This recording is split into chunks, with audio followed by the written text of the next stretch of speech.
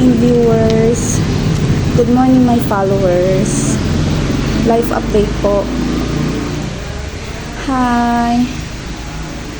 Kararating ko lang dito sa daycare. And umaambon. Kasi nga may parating na naman na bagyo. Last week halos wala kaming pasok kaya halos wala akong na-upload. So ngayon pumasok pa rin ako. Kasi kailangan namin mag-practice. So, I hope may mga papasok ng mga kids today. Kailangan talaga namin mag-practice. Kasi may program kami on November 20.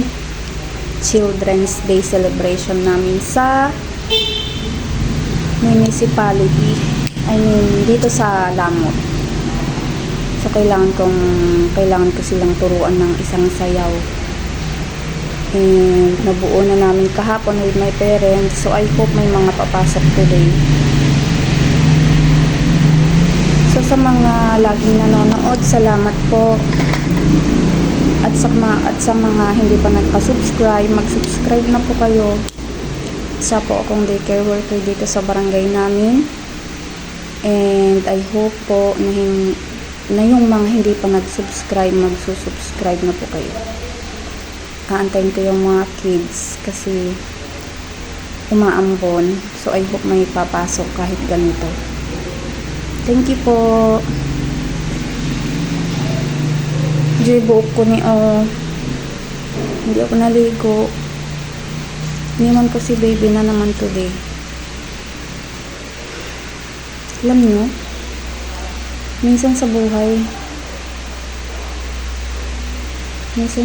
ang hirap. Minsan naiiyak ka na lang. Siguro nararamdaman din niyo yun. Yung minsan tutulo na lang ang luha mo na hindi mo alam ang dahilan.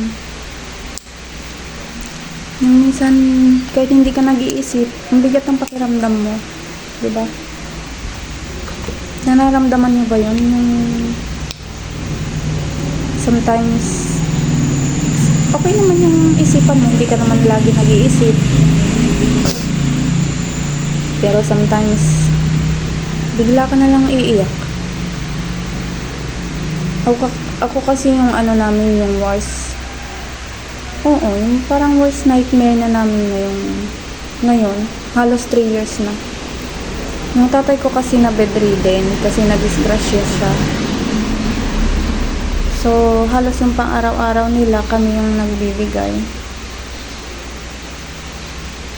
Nakipag-asawa siya, kaya lang iniwan siya ng asawa niya kasi may nangyari.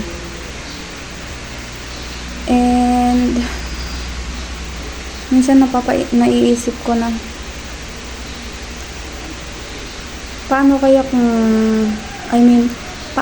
kung hindi siya nagkaganon? Paano kaya kung okay pa rin siya ngayon? Ano na kaya ang buhay namin? I mean, siguro masaya, siguro wala yung lungkot. Pero sa ganong sitwasyon niya ay nakakalungkot minsan. Kaya siguro minsan napapalukan na lang ako o naiiyak na lang ako.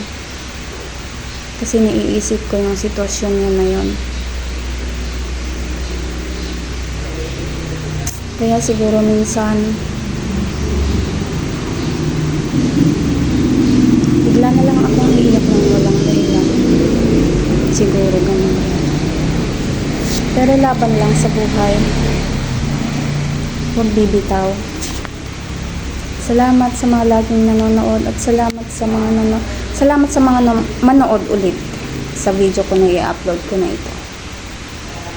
Subscribe po kayo sa mga hindi pa nag-subscribe.